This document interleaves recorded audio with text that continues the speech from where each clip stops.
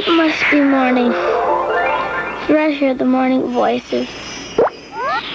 I must have been dreaming of the sound that whispers, "Follow me, follow me," but not in words. I follow the sounds, up and up, until I feel I'm floating in the air.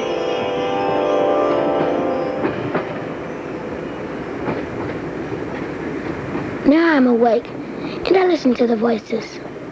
My mother's voice is warm and soft, like a pillow. Mama, I don't listen to the words, but to the sound. Low, high, soft, hard. And then the sounds coming together, making a new sound. And with it all, the sharp sounds of my sister's heels, putting holes in what I hear. My bed is in the living room. I reach out to the chair to see if my mother has left my clothes out for me. I feel the smoothness and the roughness of them. I reach under the chair to find which shoes my mother has put there. They are my outside shoes, not my slippers. So today must be a warm day. Maybe I can go to the park. I put my feet on the floor and curl my toes against the cool wood. Then it's 4 steps to the table, then 7 steps to the window, and I can feel the warm sun. Now I'm sure I can go to the park if my sister has time to take me on the way to study. I take my clothes into the bathroom and I wash and dress there. Cold water, hot water, soapy water, still water. Then I make sure I turn the faucets tight. When I open the door, I hear the voices again. Mama, you baby him too much. He is my baby. And babies have to grow up. He's got to learn how to take care of himself.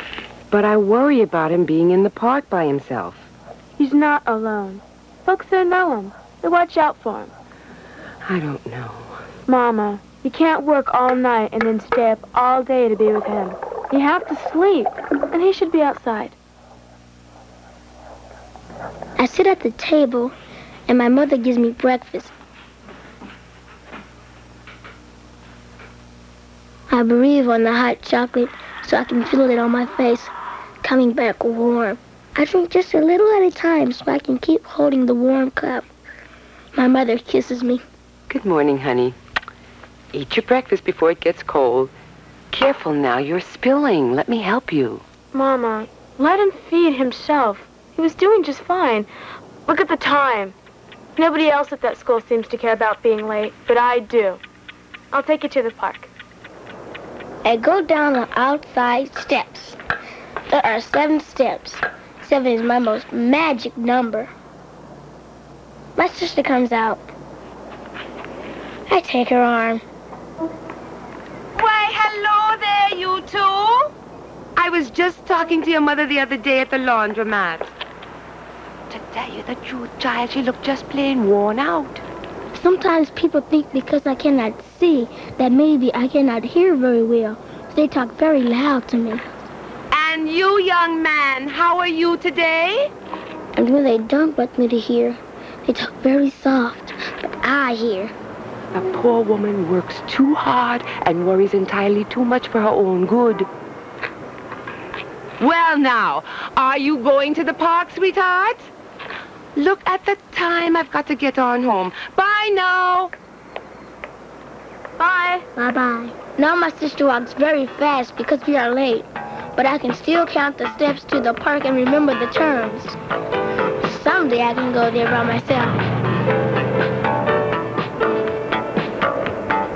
I listen to the street noises, and I try to sort them out.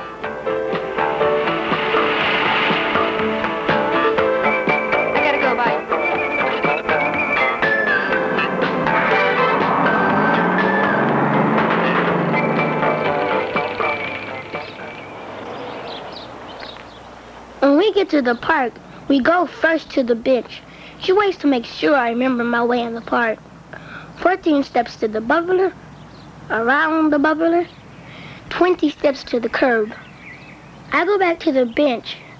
I try to hurry so my sister won't have to wait long. Here, I'm putting money in your pocket. Let me straighten your shirt. Filthy park. No grass, trees, and cages. Since when do benches and old newspapers make a park? I'll be back as soon as class lets out. Now she is gone, and I have my morning in the sun. I've tried each bench, but mine is the best one.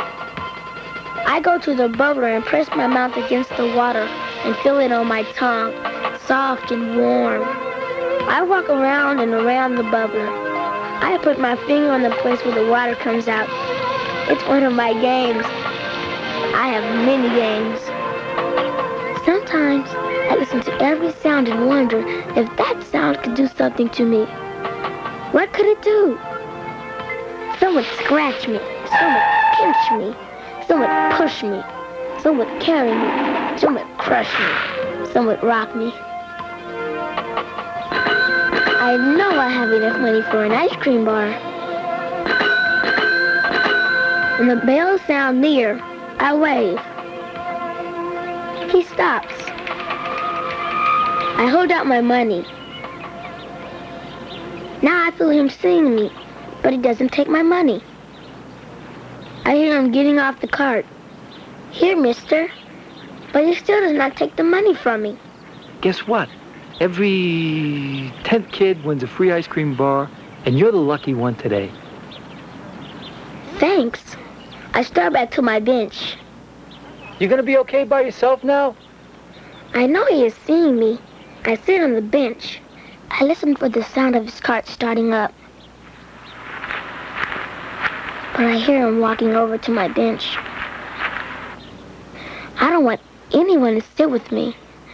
I only want to eat my ice cream and see how long I can make it last. I'm afraid I'll spill and he will see me. He starts to talk, and his voice is like a kitten on my shoulder. His name is Abram, and we talk about the park. My sister says the trees are in cages because if they weren't in cages, they wouldn't stay in such a terrible park. They just get up and go somewhere pretty. The trees are in cages to keep them safe so they can grow big and tall. Like sides on a crib for a baby, keeping him from falling and hurting himself. My sister says the park is ugly and dirty. There are a few little bits of paper and a couple of cans and bottles. But if I squint my eyes, all those things lying around shine like flowers. You see what you want to see. I almost forgot. There's a second part to your prize. What is it? Hold out your hand. What are they, Abram? They're balloons.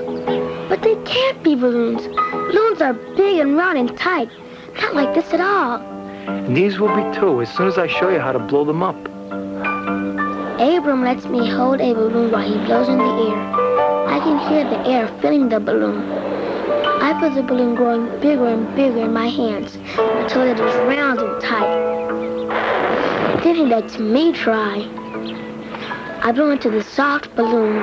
My cheeks feel like the inside of the balloon. The hard part is tying it to keep the air in.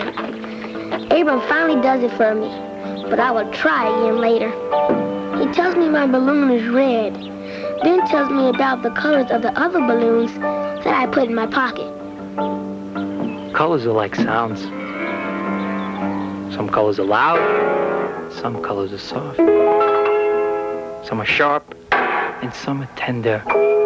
Just like sounds, just like music. Big colors, little colors. What's the best color? There isn't a best color. Colors aren't good or bad. They're all the same as far as that goes. They're just covers for things. Like a blanket. Color don't mean a thing. Soon after Abram leaves, my sister comes. She wants to know where I got my balloons, and I tell her about my friend. She tells me we are going to a special grocery store to buy a surprise for our mother. Soon I don't hear the regular street noises. We walk for a long time. When we go into the store, it feels different than our usual store. That store feels cool and is crowded with people and sounds that echo from one side to another. This new store is soft and close, but it is the smells that are the best. My sister tells me to wait while she goes to buy the food we need. I breathe in all the smells of the store. how warm they are. I reach out to touch whatever is near and feel the cool roundness of what must be rows and rows of apples. Oops, what's that?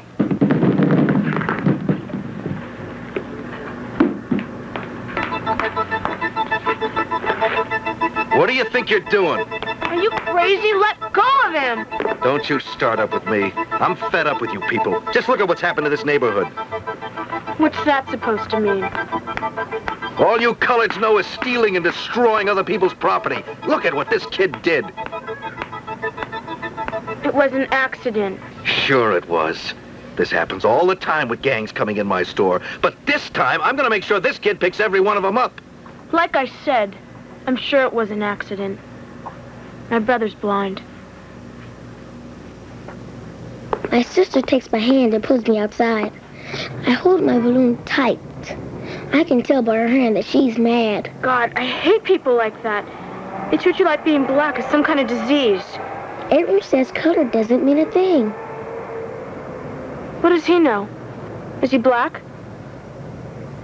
I don't know. You don't even know if your own friend is black or not? I wish everyone in the whole world saw things like you do. When we get home, it starts to rain. I put my cheek against the window. The rain taps its song to me against the glass.